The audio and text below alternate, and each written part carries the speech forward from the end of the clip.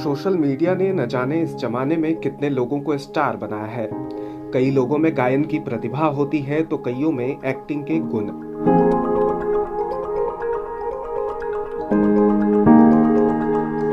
आज हम आपको ऐसी ही कहानी बताने जा रहे हैं जो प्रयागराज से आई है।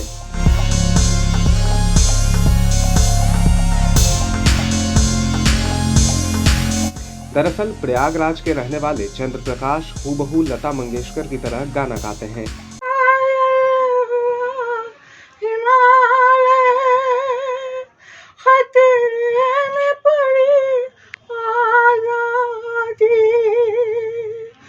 जब तक तेरी सांस लड़े हो, जब तक तेरी सांस लड़े हो, फिर अपनी लाश बिछारे संगीन पे धर कर माता सो गए अमर बलिदानी।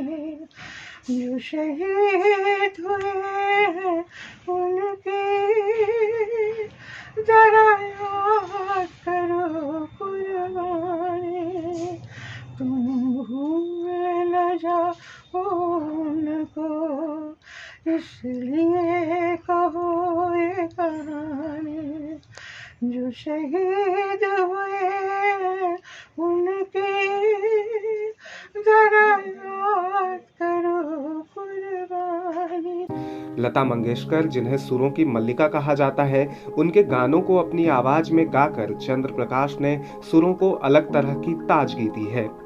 उन्होंने कई मंचों पर अपनी प्रस्तुति से लोगों के मन में अपनी खास जगह बना ली है। आई बहार दिल है बेकरार हो मेरे राजकुमार, तेरे बिन रहा न जाए।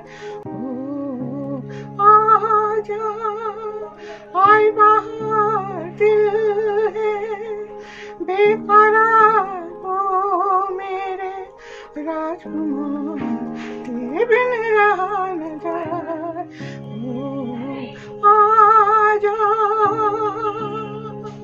छोटी सी उम्र से गायन में रुचि रखने वाले चंद्र प्रकाश की आंखों में अब झुर्रियां पड़ गई है, लेकिन आज भी उनके गायन में वही जोश है जो लोगों को सुनने पर मजबूर कर देती है।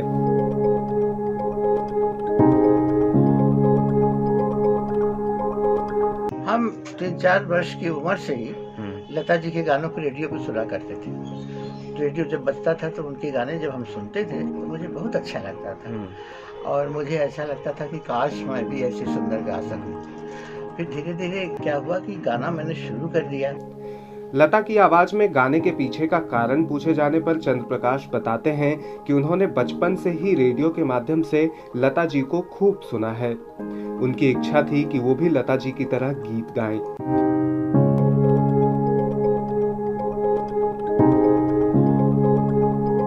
लता जी को इससे हमें रूबरू होने का तो मौका नहीं मिला, लेकिन एक बार वो लखनऊ में किसी अवार्ड को लेने के लिए आई हुई थी।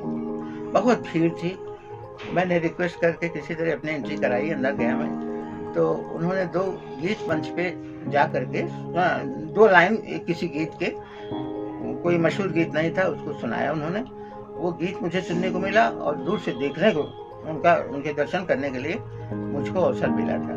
इसके अलावा मैं बम्बई में या कहीं अन्यत्र भी उनसे मिल नहीं पाया। इसका मुझे अत्यंत दुख है कि उनके दर्शन तो हुए लेकिन मैं उनसे बात नहीं कर पाया। वो लता जी से मुलाकात के संबंध में बताते हैं कि उनसे मिलना कभी संभव नहीं हो पाया, लेकिन उन्हें मंच से सुना जरूर है।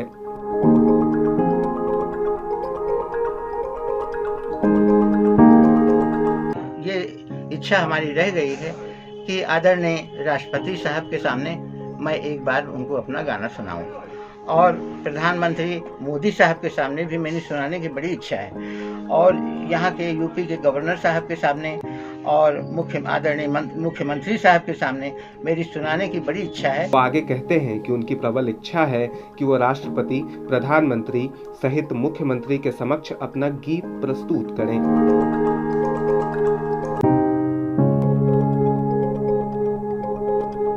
ऐसा है कि अगर हमको कोई ऑफर देता है और सम्मान पूर्वक देता है तो मैं प्रयास करूंगा कि जनता की सेवा के लिए, पैसा धन कमाने के लिए नहीं, जनता की सेवा के लिए मैं फिल्मों में भी चला जाऊं और वहां भी अपना गायन द्वारा लोगों की सेवा करूं। साथ ही वो निस्वार्थ भाव से फिल्मों में गायन करने की इच्छा भी रखते हैं।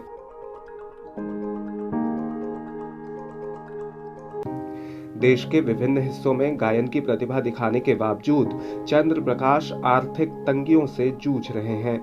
वो प्रयागराज स्थित अपने आवास में रहते हैं, जहां की स्थिति बेहतर नहीं है। जर्जर हो चुके मकान और आर्थिक कमियों की वजह से उनके जीवन में भी कई प्रकार की कठिनाइयां हैं।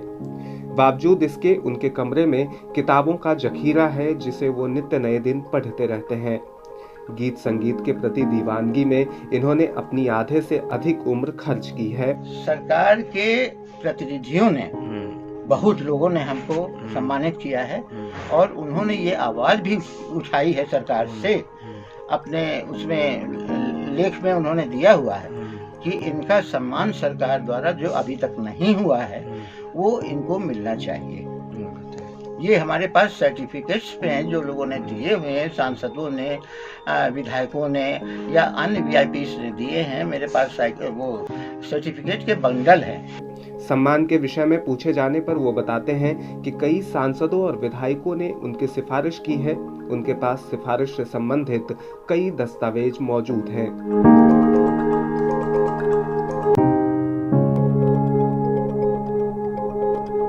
विदेशों में भी इसके गायन के लिए वहाँ प्रोग्राम देने के लिए भेजती है तो मैं जाने के लिए तैयार हूँ, क्योंकि मैं चाहता हूँ कि भारत की कला संस्कृति को विदेशों में और ज़्यादा प्रसार हो और उसमें मैं भी सहयोग करूँ और मैं भी उसके प्रचार प्रसार में भाग लूँ। ये भी मेरी इच्छा है, अगर सरकार कहे तो मैं जा सकता हूँ। सुरों की मल्लिका के सुर में सुर मिलाने वाले चंद्र प्रकाश अपनी प्रतिभा को देश विदेश में दिखाना चाहते हैं।